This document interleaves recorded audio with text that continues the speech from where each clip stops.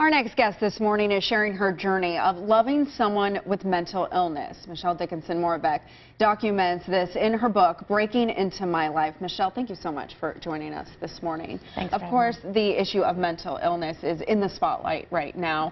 It's such an important topic that we need to keep going. Exactly. And that's one of the purposes of writing your book, is to have this conversation. Yes, I think that through writing my book, what I was out to achieve was to humanize mental illness. I mean, I think we can talk about statistics all day long, but when you humanize what that experience is like for someone struggling or even just someone impacted, because the whole family is impacted, I think then people start to understand it and it becomes less of a thing that they fear. The whole family being impacted is something that you have a lot of experience with.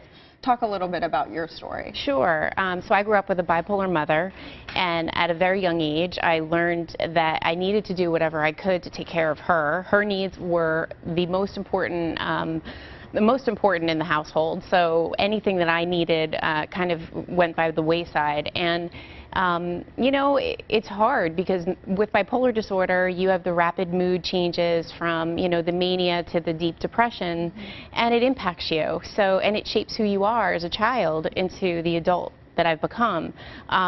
So it was definitely a journey, an experience, but it shaped me positively as well. Yeah. So. And that's something that you share in the book. Also, your husband, some experiences with mental illness.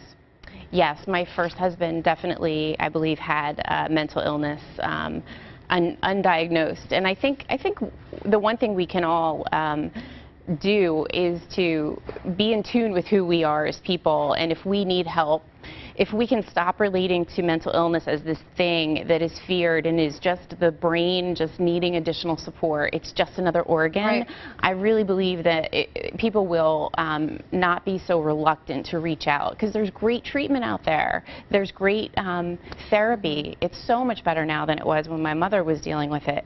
But you have to speak up. You have to raise your hand. Yeah, and stop the stigma. Yeah. You know, let's talk a little bit more about being there for your mom.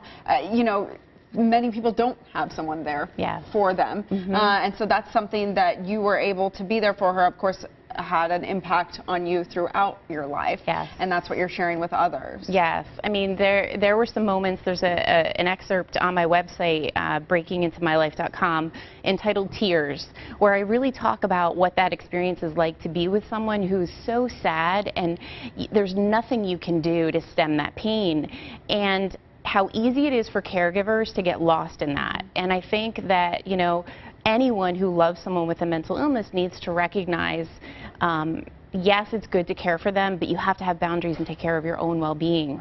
So important.